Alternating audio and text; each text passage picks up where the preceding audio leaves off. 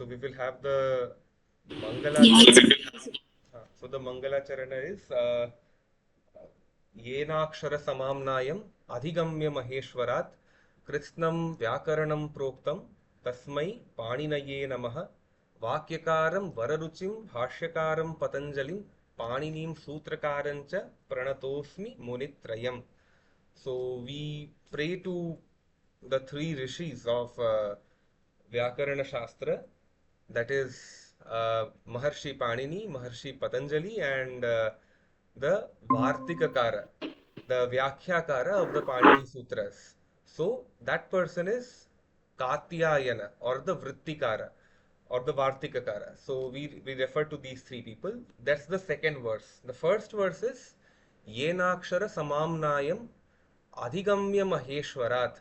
So from Maheshwara or Lord Shiva, uh, one who learned the rahasya, the purport of the akshara samamnaya, the collection of aksharas.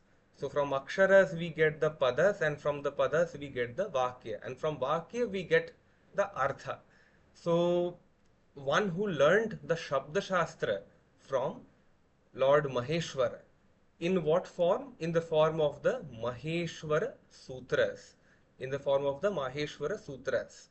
So 14 sutras, the traditional view of it is that Bhagavan Shiva, Lord Shiva has, he played his Damaru, and from that 14 sutras came out. The 14 sutras, we have looked at that in brief in the previous classes. So the 14 sutras are basically different permutations, different permutations of the swaras and the vyanjanas. So swaras are the vowels and the vyanjanas are the consonants. So the swaras and the vyanjanas are arranged in a certain order. And why is it done? Because this is just to give the background. Because we need, when we talk about Vyakarana, we need, and it is Ashtadhyayi Sutras. The Paninian structure is that of a sutra. It's not the same as the Renan Martin book. So it's not elaborate long sentences. Everything is form of the sutras. Given that they are in the form of sutras, they have to be concise. They have to be concise, and hence it is important to create abbreviations. So Maharshi Panini, using combinations, these special combinations from the 14 sutras, creates certain abbreviations. For example, he will say Hal. The moment he says Hal, Hal is a certain combination of aksharas from the 14 sutras, which will basically indicate the vyanjanas. He will say Ach. We have to understand he's talking about the swaras. So the moment he says all of these things, it becomes very easy for us to understand that okay, you say ach, you basically save the space. There is an economy of space that Maharshi Panini is looking to aim for. So the economy of space is important over there, and hence the fact that the sutras would never have been composed without the active, without the Maheshwara Sutras, is what makes the shlokakara, whoever wrote this shloka, yenakshara samamnayam adhigamya maheshwarat, the reason why this was said was to underline the fact that Bhagavan Maheshwara, without his active intervention in giving these sutras, the Ashtadhyayi would not have been written. So that was the basic idea of the Mangalacharana. So I will go back to our original uh, teachings. I have I have one question Sure. regarding this economy of space. Hmm. Does this dynamics of economy of space also come into force in certain course texts or scriptures Yes. like Gita, etc.? Yes, so there are two. I mean, the best example is the sutra literature itself. So we talk of the Brahma Sutras, right? So the Brahma Sutras in Vedanta, we have the three prasthanas, Upanishad, and then Brahma Sutra and Bhagavad Gita. So Brahma Sutra is again one more example where Bhagavan Badarayana, the author of the sutras, has done or has tried to uh, resolve conflicting interpretations of the Upanishad Vakyas. So that is done by means of the sutras. But it is not only economy of space that is important. It is also important to be unambiguous. I mean, I can say anything in three letters or four letters, but is it unambiguous? That is very important. So, the Lakshana of the Sutra is Alpaksharam Asandigdham Saravat Vishvato Mukham Astobham Anavadyancha Sutram Sutra Vido Viduhu. This is coming from the Vishnu Purana. This is the Vakya from the, this is Sutra Lakshana coming from the Vishnu Purana. So I will just explain the first two words, not the rest of the shloka. Alpaksharam is concise and Asandigdham is unambiguous. So you make it concise, but it is also important to make sure that there is no ambiguity about the interpretation. Now, the very nature of the sutra is such that there is a possibility that there would be some ambiguity, which is why so many different traditional prasthanas of Vedanta that we see. But at least with Panini Vyakarana, that's not the issue. So you won't have a conflicting interpretation of Vedanta, I mean, Panini Sutras. So luckily we have been saved in that sense. Only, I mean, so there are the Mimamsa schools, the Purva Mimamsa schools, they have this issue of interpretation, as in which interpretation is a more correct representation of the Jaimini Sutras. But and Vedanta Sutras also have that issue. But apart from that, in general, this issue does not occur with the thing. So sutra, so that's with regard, that is with regards to the economy of space. So you do observe that If at I, least in the if I sutra. may just if I may just come in, because the same shloka you gave us to explain what sutra is, I thought that was beautiful. There was a word adjective there used, Vishvato Mukhaha. Can we translate that as universal, universally Vishwato applicable? is universal. So Yeah. universal in the sense that whenever you write a sutra grantha, it is important that it covers the entire gamut of the vidya that you want to convey. Right. Right. So that should happen. And it should also be Saravat. It's not like Yeah. you want to have 11,000 sutras. There should be Right. only some number of sutras. So that is very important to ensure.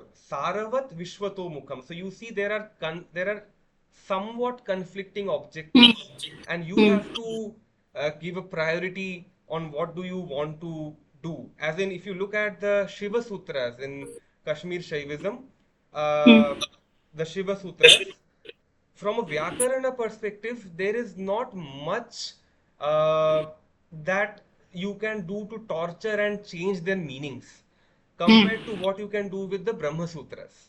Very Okay. difficult because Brahma Sutras, even for a knower of Sanskrita, Hmm. it's very difficult to interpret. The same is for the Shiva Sutras, but you cannot do too much of a jugglery to make it mean something totally different. So that way, and you, if you look at the Shiva Sutras, they are also much more longer than the Brahma Sutras in terms Hmm. of the number of letters, average number. If you just take a average mean of the number of letters that are used to compose or write a sutra, so you will see that. So sometimes for clarity, it is important to make sure that you give up a little bit on economy, and sometimes for the sake of economy you have to give up on the clarity. So that is how the thing goes. So there has been an in due course of time. Does it imply that there has been a due in due course of time there has been a evolution of the sutra principle? Depends, you know. So there, I will give you one more example of the sutras. So just like there is the Shiva Sutras, now Shiva Sutras traditionally is a revealed text. So for that, we won't have a chronological time frame, traditional perspective, right? As in Vasugupta gets this, it is revealed to Vasugupta from a traditional perspective. Now, coming to created sutras, which are Paurushaya in that sense, for example, the Brahma Sutras, or much later, let me come 5,000 years. I mean, traditional, I'm taking the traditional timeline here. So, if we come to the 20th century, Pratyagatmananda Saraswati, he wrote a very interesting text called the Japa Sutram.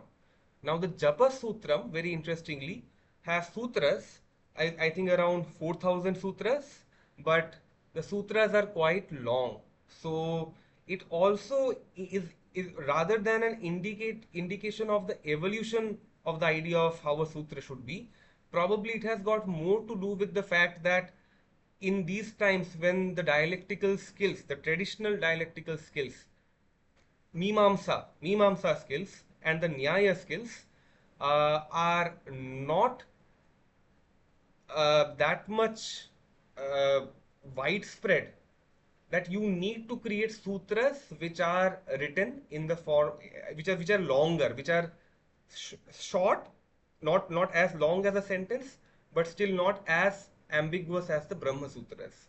So it works that way. I think it's totally about the objective of the author. Now, this is for Japa Sutram. There is one more by Swami Shri Yukteswara Giri called, I forget the name of that text, that also has a similar thing. So he is a Shishya of Shyamacharan Lahiri. So when he wrote that text, he created very short sutras, but then he was also the commentator for those sutras. So he did not have to worry about the fact that the sutras would become ambiguous. So it works that way.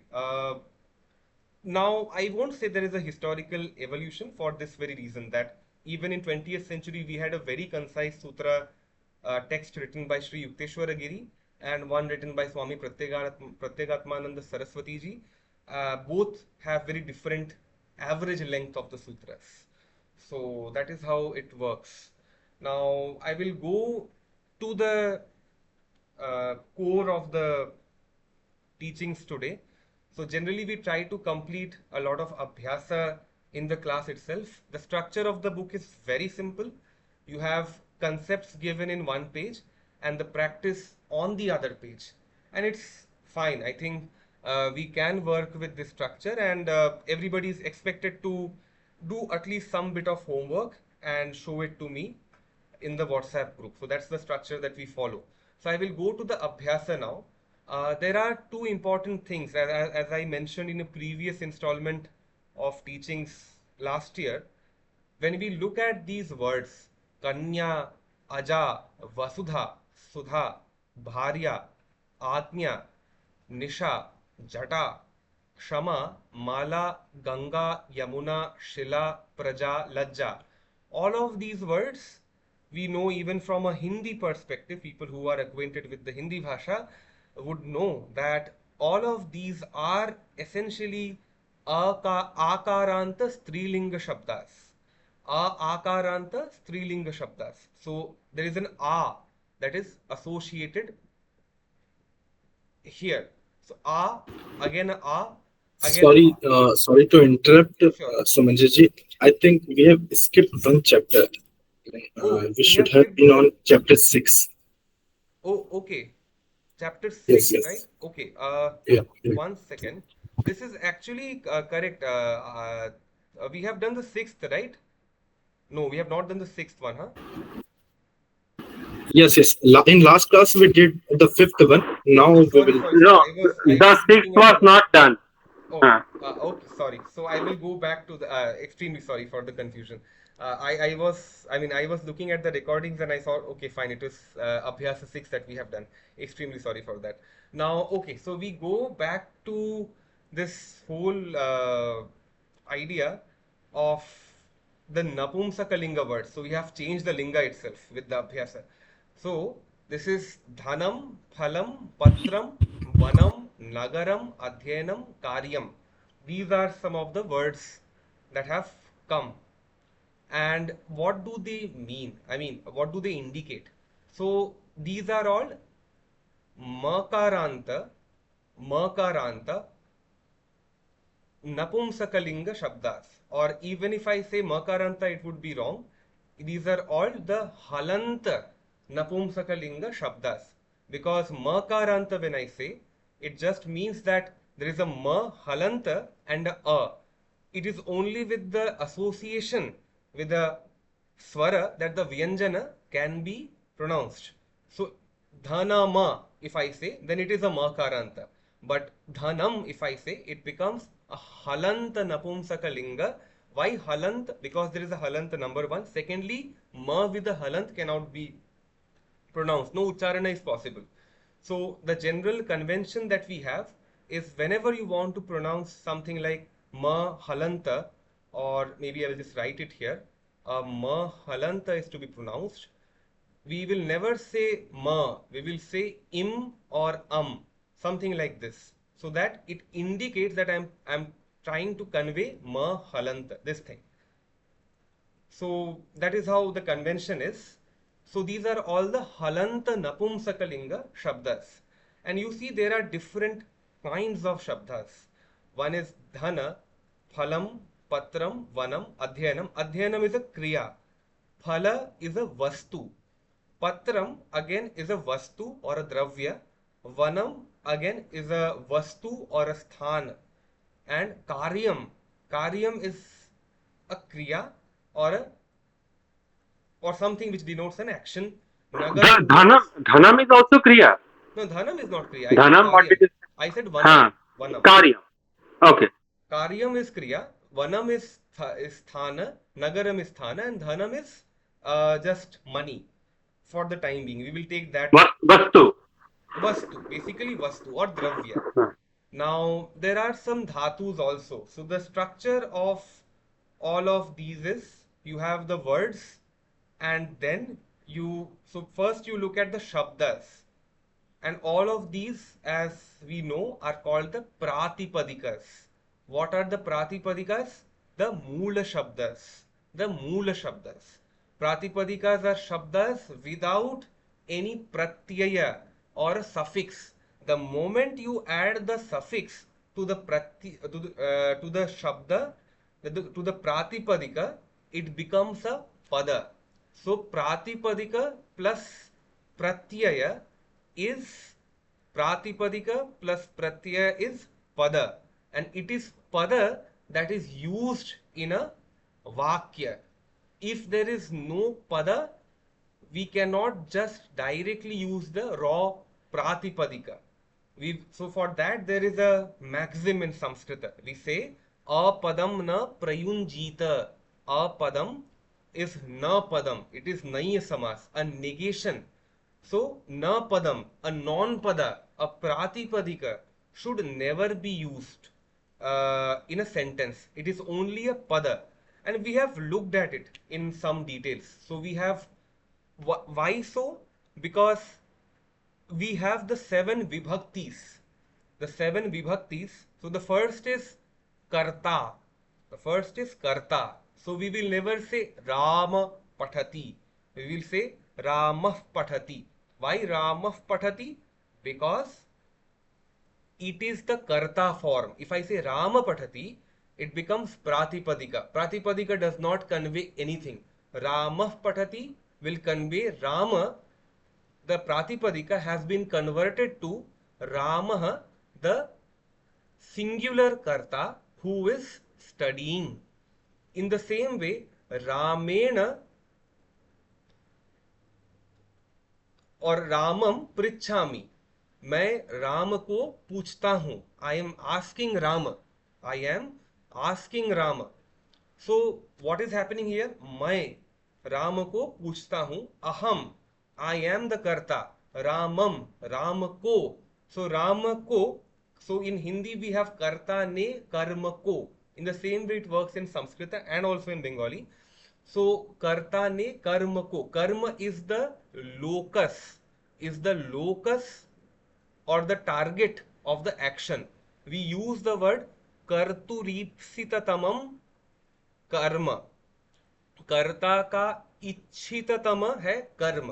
कर्ता का target, कर्ता का इच्छित target है कर्म. That is, and karma here has a very different connotation of from the popular one. So in a popular context, karma means क्रिया, करना. We say उसके कर्म अच्छे हैं. It is not the way it works in the Sanskrit भाषा, in the व्याकरण context. कर्म is जो टारगेट है. इफ आई से बालक स्कूल को जाता है, विद्यालय जाता है, विद्यालय इज द टारगेट, द ईप्सिततम, द इच्छित टारगेट ऑफ द कर्ता. बालक इज द कर्ता, The object, right? The object. The object. So कर्ता ने कर्म को, सो राम को, एंड देन रामेण. इफ आई यूज राम as an instrument, or if I say सह रामः कलमेन लिखति, कलमेन लिखति, कलम के द्वारा लिखता है. सो कलम becomes the instrument. It becomes the instrument. What kind of instrument? It is very important. साधकतमं Karnam, साधकतमं Karnam. So we have an immediate cause. We have an immediate cause or an immediate instrument for doing something. But before even picking up the pen to write something, I would have probably taken some food, I would have taken some rest, and then gone on to write. I would have set up my table. So all of these are karanas, all of these are instruments gradually. I mean, so from a step, in a step-by-step process, if you make a flow chart of it, you will see that all of these are processes, I mean parts of the process of me sitting to write something in my notebook.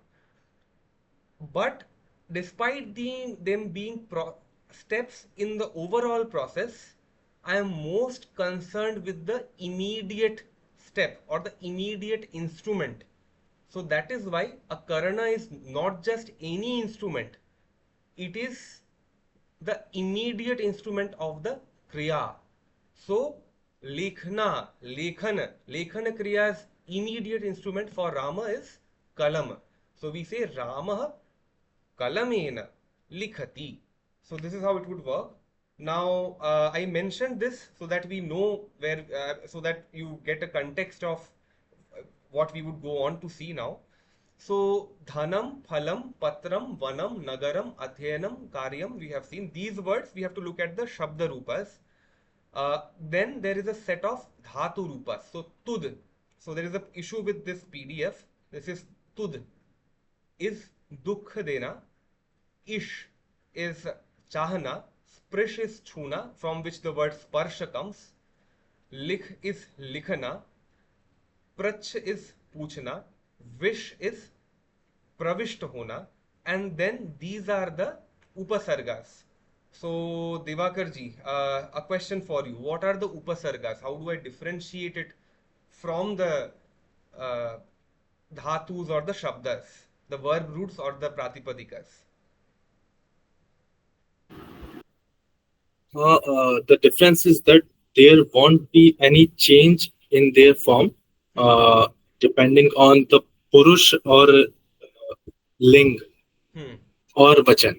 Okay, okay, correct. So now we go and look at the shabdas. So there is dhana till karya. So from dhanam till karyam, the shabda rupa will be similar. So if I know the shabda rupa from dhanam till karyam, I will be able to generate, I mean, if I know for dhanam, I will be able to generate the shabda rupas for phalam, patram, vanam, ityadi. Same goes for the dhatu rupas. So if I know the dhatu rupas for tud, I will be able to get the dhatu rupa for vish. So we will come to the dhatu rupas. It means that we should remember and memorize this, that this word to this word there will be no change, and since we have to remember these words basically, the list of words which differs with each other. To be very honest, see, memorization is only for the initial phases. After that, once you build the samskara, you don't really need to memorize. You know, I mean, I don't put efforts in memorizing any more now. So it becomes very mechanical after a point of time, because once you know the Panini Sutras, you know that, okay, Grihani will not be correct. It has to be Grihani, because Ga mein ek R lag gaya, and then therefore it cannot be Grihani. It will be Grihani. It is the Natva Vidhana. So, uh, so those things, you once you know the sutras and once you are in practice of the bhasha, you don't have to memorize much. But initially, yes, one shabda rupa, one dhatu rupa each. If somebody writes maybe 5 times in a week, that's good enough to build the samskara. Samskara has to be built. Once the samskara comes, it becomes muscle memory, nothing else. So I will quickly go to the Shabda Sankhya 26. So if you know for Griha, you will be able to generate for Vanam, Karyam, Nagaram, Ityadi. I mean, all of those. So संक्षिप्त रूप लगाकर धन आदि के रूप गृह के तुल्य चलावे, कि पूरे रूप स्मरण करो. So we have looked till the saptami vibhakti and also the sambodhana. So we will go to the Shabda Rupa and have a look at it. 26, right? 26. Okay, so we have the Shadvimshati Shabda over here, the 26th or the Shadvimshati Tama Shabda. So this is Prathama, Dvitiya, Tritiya, Chaturthi, Panchami, Shashti, Saptami and Sambodhana. So I will quickly read this Griham, Grihe, Grihani. This is Prathama. So Griha, if you want to use it in the sense of a karta, Griham, this is for Ekavachanam, Dvivachanam is Grihe, Bahuvachanam is Grihani. Ekavachanam is Griham, Dvivachanam is Grihe, Bahuvachanam is Grihani for karma also. So karta. Where do we go? Which page? Which page? This is, I mean, page. This is to after the end of the Abhyasas. This is Shabda Sankhya 26. Shabda Rupas at the end of the Abhyasa. After Abhyasa 30, you will have the Shabda Rupas, right? So go there and see Shabda Page number 71. 71. Yeah, I think that would be in the new edition. For me also it's 71. This one. 71. So it's written in Devanagari, so you might have some problem, but yeah. So 71. Griham Grihe Grihani. Griham Grihe Grihani. So this is common for both karta and karma. So if I say Griham Mahyam Rochate, मुझे गृह बड़ा प्रिय लगता है, बहुत अच्छा लगता है. So griha मुझे अच्छा लगता है. So griha here is the karta. Karta does not always mean a sentient worker, by the way. So griham mahyam rochate, मुझे बड़ा अच्छा लगता है. And then I say अहम गृहम गच्छामि, मैं गृह की ओर जाता हूं, मैं घर को जाता हूं. That is the karma form. And both of them are similar. Now how to differentiate? You have to look at the context and find out, I mean from the Vakya, what vibhakti would you associate with the word griham, or for example, and for that matter even grihe and grihani. Now other words. Grihena, grihabhyam, grihaihi. This is ai ki matra. Grihaihi. So grihena is tritiya. As an instrument, grihena, grihabhyam, दो गृहों के द्वारा, गृहैहि, बहुत सारे गृहों के द्वारा, गृहाय, एक घर के लिए, दो घरों के लिए, गृहाभ्याम, गृहेभ्यः, गृहात, गृह, दिस इज पंचमी, अपादान, अलग होना, गृहात, गृहात बहिर्गमनम करोति, घर से अलग होकर बाहर को जाता है. सो गृहात इज, आई मीन पंचमी फॉर अलगाव, अलग होना, अपादान, वी कॉल इट अपादान. गृहात, गृहाभ्याम, गृहेभ्यः, गृहस्य, गृहयोः, गृहाणाम, दिस इज फॉर षष्ठी, गृह के लिए, दो गृहों के लिए, बहुत सारे गृहों के लिए, गृहे इज घर में, सप्तमी, अधिकरणम, लोकस, घर में. Sorry, Shashti is not griha ke liye, right? It is griha ka. Griha ka. So I confused it. I mean, I have, I mean, so converting it into Hindi becomes a little difficult for me. Right. So griha ka, of the ghar. So grihasya karta, grihasya bharta, if I say. Or we have this in the Mundaka Upanishad. Brahma devanam prathama sambhabhuva vishwasya karta bhuvanasya gopta. So Vishwa ka karta, Vishwa ke karta is Brahma. So Vishwa ka, there is a sambandha. This is sambandha vibhakti or the sambandha karaka. This is sambandha. So घर का, गृहस्य कर्ता, घर का कर्ता या घर का भर्ता, भर्ता इज भरण पोषण करने वाला, करने वाली. इन द सेम वे गृहयोः, दो घरों का कर्ता, दो घरों का भर्ता, यू कैन से. और if you want to use a स्त्रीलिंग, इट विल बिकम भर्त्री, भर्त्री, नॉट भर्त्री एज इन भर्तृहरि, बट भ त्र पे रेफ and a dirgha ikar. So bhartri. And if you want to use napumsakalinga, it will just be bhartri. So this is how it will work. So this is coming from the trich pratyaya. Now grihasya, grihayoho, grihanam, gharon ka, gharon ka. So you can say for example, we say Bhuvanasya Gopta. Bhuvana is this loka. We say Brahma Bhuvanasya Gopta. We can say Bhuvananam or Saptalokanam Gopta. Gopta is the protector. Gopta is protector. So people who do the samarpana of the japa, they know this thing. Gopta comes. So Gopta.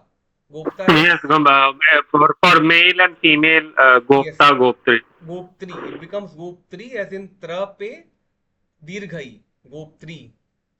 So this is so Bhuvananam Gopta. We will say Brahma. If I say Sapta Bhuvananam or Sapta Lokanam or Chaturdasha Lokanam. So he is taking care of the Bhuva Swaha Maha Jana Tapa Satyam and the Atala Vitala Sutal Talatal and other lokas. So the Chaturdasha Bhuvanas. We will say Chaturdasha Bhuvananam Gopta. Gopta essentially means a palaka, is it? Or governance? What is it? Is it governance? Is it sustenance? What is it? Protector. So which is why in the Japa Samarpana we say Gopta. You protect the phala of my japa, basically. I'm not reciting that mantra here, but Gopta Tvam, we will say. You are you are the Gopta of the phala of the japa. So we keep the japa of the phala with the Ishta, so that the phala, if I keep it with myself, I might use it somewhere else. But if it is with him or her, then it remains and it will get compounded later on. So now coming to Grihe. Grihe is locus or adhikaranam. Grihe. And then ghar mein. This is do gharon mein. And this is grihayoho and griheshu. This is bahut sare gharon mein. Bahut in the sense teen ya teen se adhik. And then if you want to do a sambodhana, if you are missing your home and want to do a sambodhana, you can say hey griha. If you have 2 homes, you will say hey grihe. If you have 3 or more, hey grihani. So this is a little difficult in today's real estate market. But yeah, these 2 are somewhat possible.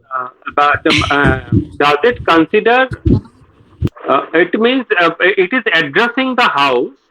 So it is considering the house as an entity, like an individual? Yes, very much. So the moment you say,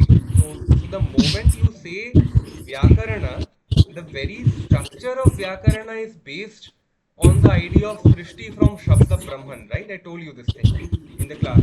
So it is Shabda Brahma who is the cause of the Srishti.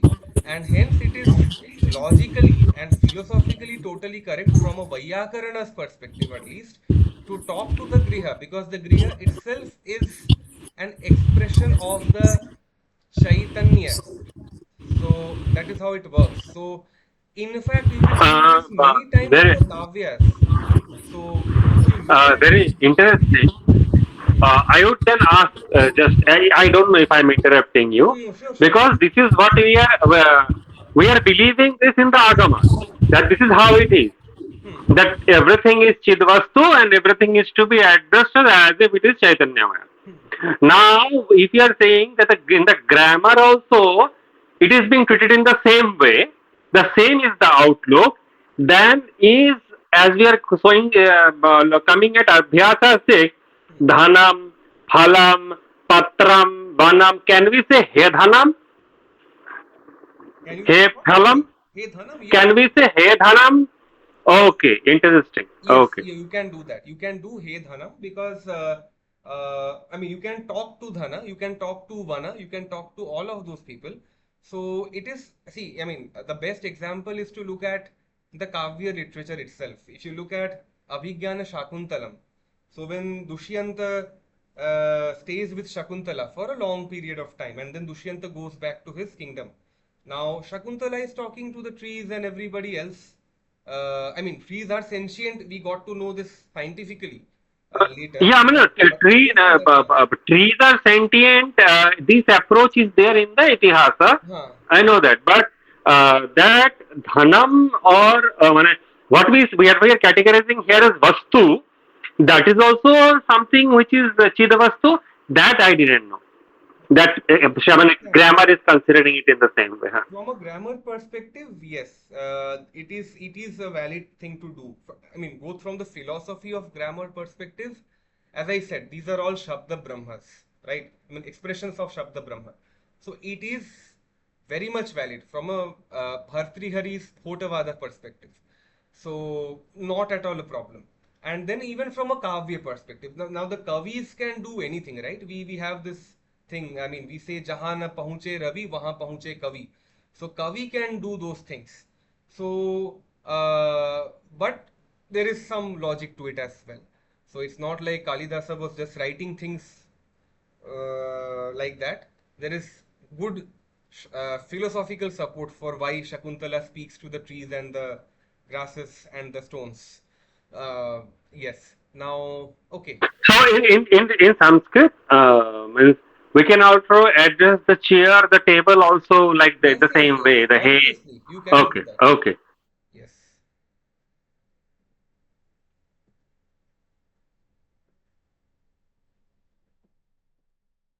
Okay. So we come to Abhyasa 6. Right. Yeah. Okay. So Griham we have looked at. And there is a Hnatva Vidhana. We will come to the sutra later. What sutra governs this Hnatva Vidhana? तो आनी की जगह पे this has become आनी for some of the words. So न के पहले यदि र हो so न को ण हो जाता है. We have seen one of the णत्व विधानस. अथवा मूर्धन्य श हो, मूर्धन्य श हो. So तो भी, so if I say पुष्पानी, the मूल शब्द is पुष्पानी, but चूंकि न के पहले श आ गया, मूर्धन्य श, therefore it becomes Pushpani. This tra is basically what? It is ta जोड़ र जोड़ a. So there is an ra embedded in tra, and hence this has also become nagarani. And karyani is, karya is, if you look at it, it is ka, and there would be a ra with a halanta here, an ir, and then a ya. So this is karya. So a ra is embedded here, and hence karyani instead of karyani. Now tud धातु आदि के रूप भू के तुल्य चलावे. So tud is dukh dena, and as bhu has worked, bhavati bhavatah bhavanti, or we can take bhavati is a little difficult to interpret easily. Pritchati, pritchati, pritchatah pritchanti, ramah pritchati, ramah pritchati, Ram पूछता है.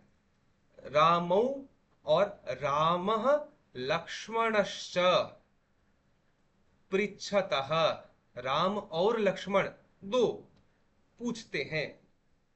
रामः लक्ष्मणः भरतः शत्रुघ्नश्च पृच्छन्ति becomes the bahuvachanam. So there are four kartas, so bahuvachanam. And then we come to, if I talk to people, we will say tvam pritchasi, yuvam pritchatah, yuyam pritchatha. Tvam pritchasi, युवाम पृच्छथः, तुम दोनों, and यूयम तुम सारे, पृच्छथा पृच्छामि, पृच्छामि is अहम पृच्छामि, आवाम पृच्छावः, and वयम पृच्छामः. मैं पूछता हूं, हम दोनों पूछते हैं, हम सारे पूछते हैं. So tudati will work in that sense. Tudati, tudatah, tudanti. In the same way, you can make for ish and other dhatus. Now, there is one more thing. All of these, as I am saying, are dhatus. I mean, so when you look at these rules, always remember there is an underlying Panini Sutra, which we will look at in the second volume, that is Rachananuvada Kaumudi. We will look at the governing sutras over there, except for the Sandhi Sutras. Sandhi Sutras we will look in this volume itself, but the sutras which will govern the rupas, we will look at them gradually in the second volume. So this you can take that there is an underlying sutra involved. We will get into that later. Apart from that, now there is a very famous stotra, and Bhavatu reminds me of that. So we have this stotra of Jagannath, right? Jagannatha Swami Nayana Pathagami Bhavatu me. So Bhavatu, आप हो जाएं, हे जगन्नाथ स्वामी नयन पथगामी, आप मेरे नयन पथगामी हो जाएं. So Bhavatu में, आप हो जाएं.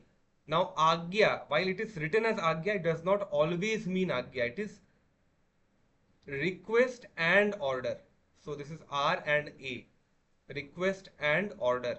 So it can be used for Anurodha. It can be used for a order also. For example, one more example of this is when we look at these. Is it also like you are quoting the particular reference? So it can also mean simultaneously both, as in affection. It can. I mean, so it depends then on the person who is writing the Vyakhya of the Kavya. So I forget that shloka which tells the poet writes, and even the poet does not know how many interpretations are possible. So there is a shloka for that. I heard that from Manidravid Shastrigar, but I forget that shloka. So you can interpret it in any way. If unless it's not breaking some rules of the Vyakarana thing, it's fine, you can do that. Now, Bhavatu, from a Prarthana perspective, comes, I mean, the Lot Lakara comes in the Vedic literature also. We have the Shanti mantras. We recite the Shanti mantras while studying the Upanishads. So we say Avatu Mam, Avatu Vaktaram. So Avatu Vaktaram. Avatu is protect me. Avatu Mam, मुझे बचाएं. अवतु वक्तारम, वक्ता और मेरे आचार्य की भी रक्षा करें. That is अनुरोधा. You are and to whom are you doing this अनुरोधा? Ishvara. You are doing this anurodha to Ishvara. So avatu, avatu mam. So this, I mean, obviously would not order to Ishvara. I mean, that is the general sense from a Shishtachara perspective. But yeah, I mean, if there can be some bhava of bhakti also. So, No, but generally we interpret as a protect my power of speech, protect my power of shruti, etc. We say that like that. yes, apart It means from, if it is Vakta means Acharya means okay, I got to know this new. okay, so bhavatu, bhavatu is there, bhavatam, bhavantu. So, ho, this is hona, yeah, ho, in that sense. So, bhavatu again is ho and hona chahiye becomes a little difficult to, I mean, to make an exact Hindi thing of it. Pathatu we can look at, or rather we can look at bhavatu in a very different context. We say sarve bhavantu sukhinaha. Okay, so I will take this example. Sarvah bhavatu sukhi. If I say sarvah bhavatu sukhi, sarvah bhavatu sukhi is एक कोई, और जनः भवतु सुखी is कोई एक सुखी हो जाए. भवतु, भवताम, जनऊ दो लोग सुखी हो जाए. सर्वे बहुत सारे लोग सुखी हो जाए, और जनाः भवन्तु सुखिनः वी कैन से भवन्तु. एंड देन भव, इफ आई से भव, भव इज हो, सुखी भव, सुखी नौ भवतम. सुखी भव इज सदा सुखी रहो, वी विल से इन हिंदी. सो सुखी भव, भवतम is for two people. Sukhi now bhavatam. So in Hindi, I mean, if you look at popular picturizations of parents blessing the newlywed couple in popular media representation, you would say, they will say Sukhi raho. Now Sukhi raho makes sense in Hindi if you do it for two or three or one, that's fine. But in Sanskrit, if you just make it Sukhi Bhava for the couple, this becomes a problem. So you have to say Sukhi now Bhavatu. And if there are three or more people, the entire family comes for your blessings, then you say Sukhi Naha Bhavata. Oh, and Bhavani is हूँ, मैं सुखी हूँ, सुखी Bhavani. Bhavava is sukhi now, bhavava, sukhi naha, bhavamaha. We have not looked at the Shabda Rupa for sukhi, but I just use it for the sake of illustrating this idea. So, and the trick is to use these suffixes atu, atam, antu. So you say pat atu, pathatu, pat atam, pathantu. In the same way, do it for, so Divakar ji, I will ask you now.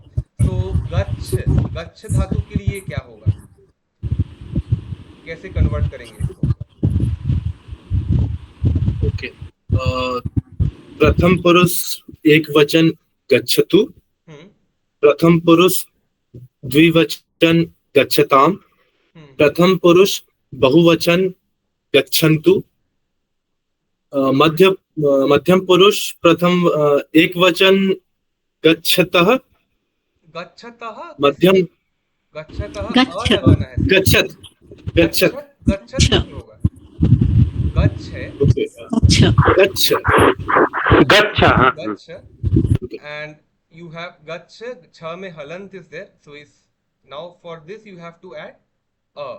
Use this same idea and do it for the rest of them, Divakar ji. Okay, गच्छ, मध्यम पुरुष द्वितीय वचन गच्छतम, मध्यम पुरुष बहुवचन गच्छत. नहीं, there is no halanta, say gachata, very clear, gachata. Okay, sorry, right. Gachata. And gachani. If you say gachat, it becomes a very different thing. It becomes a very different thing. It becomes something related to the Kshatri pratyaya. That you cannot do here. Gachan, gachanto, it will work that way. Gachat is from gam plus Kshatri. You cannot use that here. So it is gachata. Ekdam ulta ho jayega.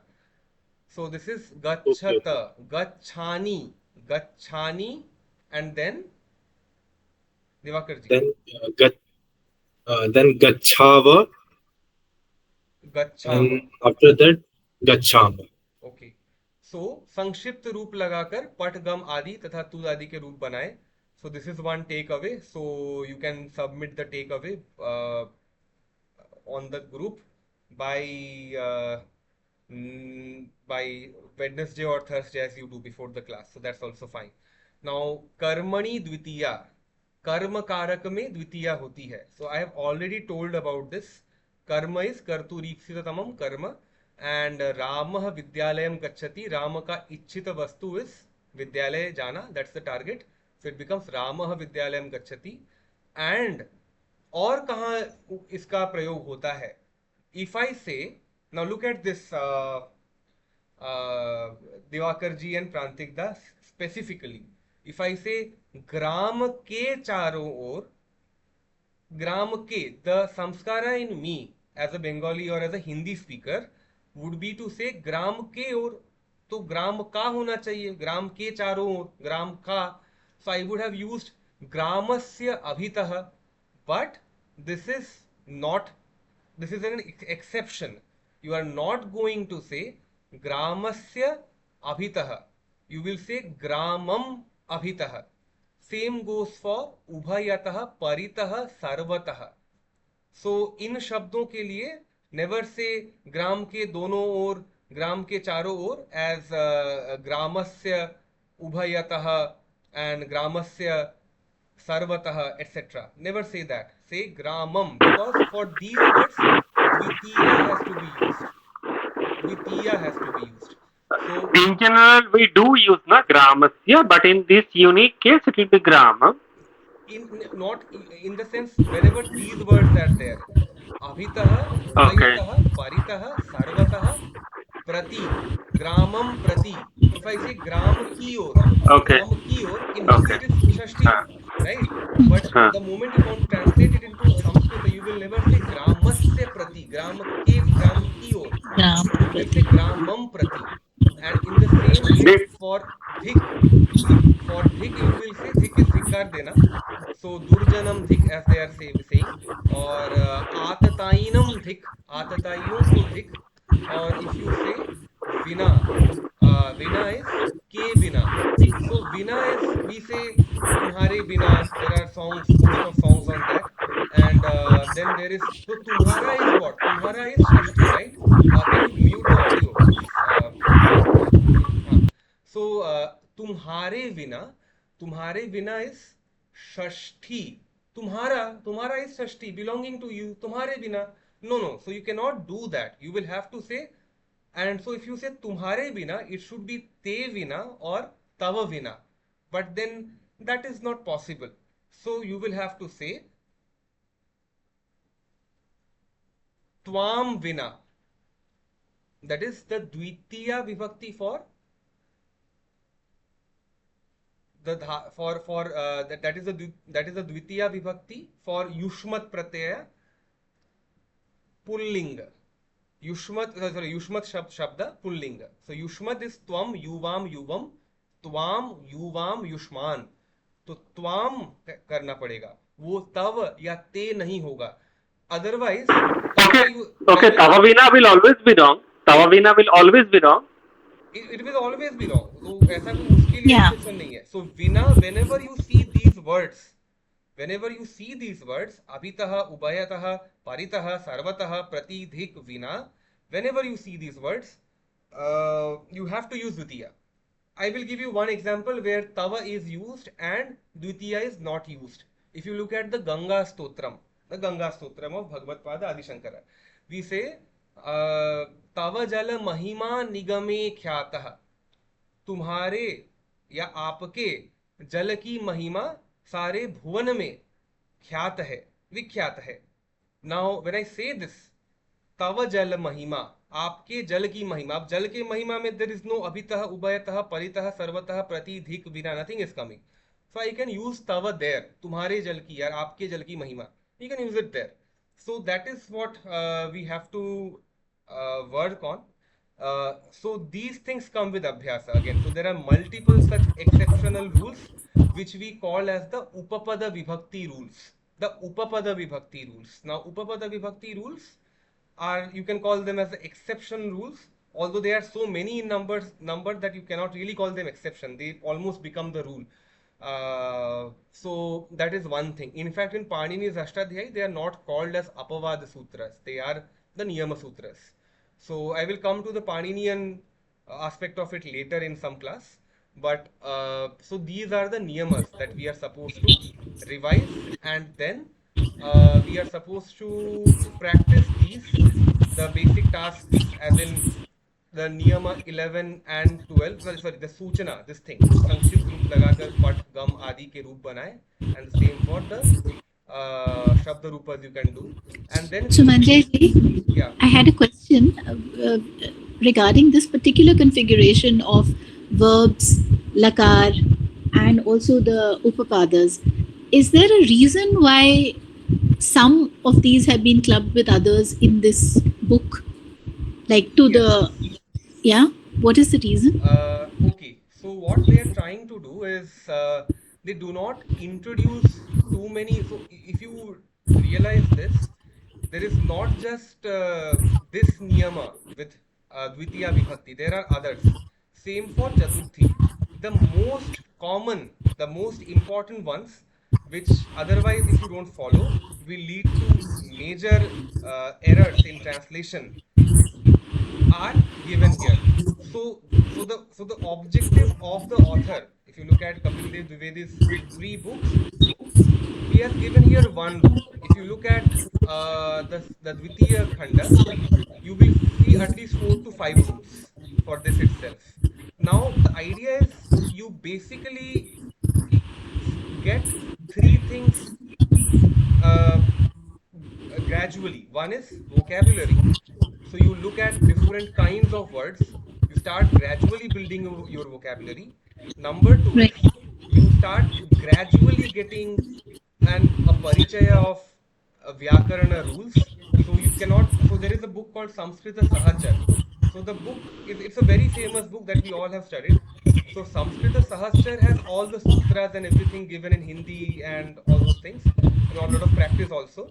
But the number of rules are so many that the primary student of Samskrita gets bogged down. Okay, there are these many rules. Now how do I even start with? So this is a cross between the Samskrita Bharati approach, where you first build the vocabulary and start making simple sentences, and at the same time you are also getting acquainted with some vyakarana rules. For example, karmani dvitiya, this is one of the first Panini sutras that we have looked at, karmani dvitiya. So Karmani Dvitiya is one of the first Panini Sutras. So he has introduced Panini Sutra without you even realizing that, okay, I am doing something, so doing some advanced Vyakarana. So that is the way. So it will be the structure all over the book. You look at some new words, you look at some new dhatus, and then I you meant, look at I the meant, is there a logic? Is there a logic to this choice? Like he has used certain yes, words, yes, yes. certain There is a logic. lakaras. There is a logic. So, for example, if you look at the previous abhyasas, you will see he has done 2 things. He has first introduced the akaranta pumlinga, like Right. Kamal, Rajiv, all those words have been introduced. So you know by that time, and also some very specific words. It's not always the most commonly used words that you can conceive of while thinking of learning Sanskrita. If you have a samskara in Hindi or any other Indian language. So you can think of balaka, balika. So first, simpler gender words are given, as in balaka, balika, and then pustakam, which is napumsakalinga. And gradually you will see very different words like sarat. Sarat is a word. Sarat is for chipkali. Now, Sarat we don't know. Most of us don't know what it is if somebody doesn't tell us. So, Sarat will come much later. So, initially the idea is he's building simple vocabulary, and then if you look at the subsequent abhyasas, some more, some less commonly known words are given. Then that's with the words, and this sequence will keep rotating. He will do it in cycles. He will first introduce the Pumlinga words, some common Pumlinga words, then he goes to some common Strilinga words, then he goes to some common Napumsakalinga words, then some little less common Pumlinga words, same for Strilinga, same for Napumsakalinga. This cycle keeps repeating in orders of increasing complexity of the words or increasing rarity of the words. So by the time you end this abhyasa, I mean all the 30 abhyasas, you will start seeing words which are used in the Upanishads. By the time you end or start doing the second volume, you will start seeing words from the Vedic literature coming into picture. So, Okay. and the Shabda Rupas for them are not so intuitively obvious. Unlike Right. Balaka Balika, these are intuitively obvious, and you can kind of generate it. So the samskara somehow, because of our acquaintance with Bharatiya languages, is such that you can still make out what it would be. If I give you a broad pattern for for Balaka, you can still make out for Balika. But it becomes very difficult to do the same thing for something like Sarat, as I said. So it is there that you would need more advanced grammar rules and other things to be known. First, this is there. This is with regards to the Shabda Rupas. The Dhatu Rupas, the same thing. For Dhatu Rupas, they are initially the idea is to introduce some commonly known uh, words. And what is he doing? You see, tud adi ke roop bhu ke tulya chalenge. What does this mean? It essentially means that uh, we have the 10 ganas in Vyakaran. We have 10 ganas. So the 2000 dhatus, verb roots, have been divided into 10 large groups. And each of the group is named after the first dhatu of that group. So, Bhavadi Gana, if I say that is the Gana which has Bhu Dhatu as the first Dhatu, if you look at the Right. Dhatu Patha. So, Bhavadi Gana is there. So, when you see Tud Adi ke Roop Bhu ke Tulya Chalenge, this will keep continuing for the next few Abhyasas also. You will see a set of Dhatus. So, they are giving you Dhatus which belong to the Bhavadi Gana. Then, maybe some other Rudadi Gana will come, then some Juhotyadi Gana will come. So all the 10 Ganas will gradually get introduced without them telling you these are the Ganas. So this is Okay. basically introducing Vyakarana without jargons. And Right. the moment you get into the second volume, as I'm saying repeatedly, you start seeing Vyakarana. It's important to know the Vyakarana. I mean, the goal of this whole effort is to keep it as a 1.5-year program where we cover or where we build enough base to study the Laghu Siddhanta Kaumudi. So this book will get completed in around 5 to 6 months. Then we go to the second volume. We will look at some parts of the third volume, very few things from the third, and then we move on to the Laghu Siddhanta if there is enough energy and interest. So I am in no hurry. Make it as prolonged as possible. yeah, so no, it's important to learn. I mean, I personally am a supporter of the idea that at least some parts of Paninian grammar should be learned in the traditional Laghu Siddhanta way. It helps clarify a lot of things which will help you uncover the secrets or the rahasya of the other shastras. As I have said multiple times in the class, Kanadam Paniniyancha Sarvashastropakarакам. The systems of Nyaya Vaisheshika. Kanada means Kanada plus Gautama here. So Nyaya Vaisheshika or Navya Nyaya and Paniniya, that is Ashtadhyayi. So if you know these, then it is Sarva Shastropakaraka. Then it basically opens up the portals for other shastras also. No, means even in Agamas also we say the same thing that Panini Vyakarana, if understood in this very core and if delved very much deep into Panini Vyakarana itself is a Brahma Vidya which will give you mukti. Hmm. Yes, it is. It is. So, Shabda Vidya, I mean, Shabda Shastra is a spiritual Shastra if you do it that way. It is true. It is very much true. In What fact, is your specialization, Sumanjay ji? Is it Vyakarana or what is it?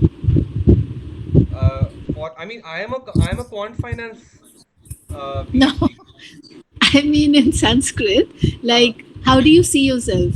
Oh, I see myself as a teacher, or rather I should say a student. Right? I'm teaching now, but I see myself as a student of Vedanta, and that too specifically Advaita Vedanta. Now I have started studying Dvaita Vedanta for a year and a half, and Vedanta and Navya, basically these two. Right. All right. Yeah, I am not a Vaiyakarana. Although I have studied Laghu Siddhanta, I am not a Okay. Vaiyakarana. I mean, in the sense that you would see Pushpa Dikshit Mataji and other scholars. I do it as Vyakarana for studying the Shastras without Right. translation. So Right. So is that what we are also going to be doing throughout yes, the full length? yes. We'll end up with essentially Vyakarana we'll be completing with some references to the Shastras as well. Yes. So, yeah. So I will stop the recording and I will take this conversation forward. I will just do the Mangalacharana and then please stay online. Okay. Yeah. Okay. So येनाक्षर समाम्नायम अधिगम्य महेश्वरात् कृत्स्नं व्याकरणं प्रोक्तं तस्मै पाणिनये नमः वाक्यकारं वररुचिं भाष्यकारं पतञ्जलिं पाणिनीं सूत्रकारं च प्रणतोऽस्मि मुनित्रयम्. Okay. So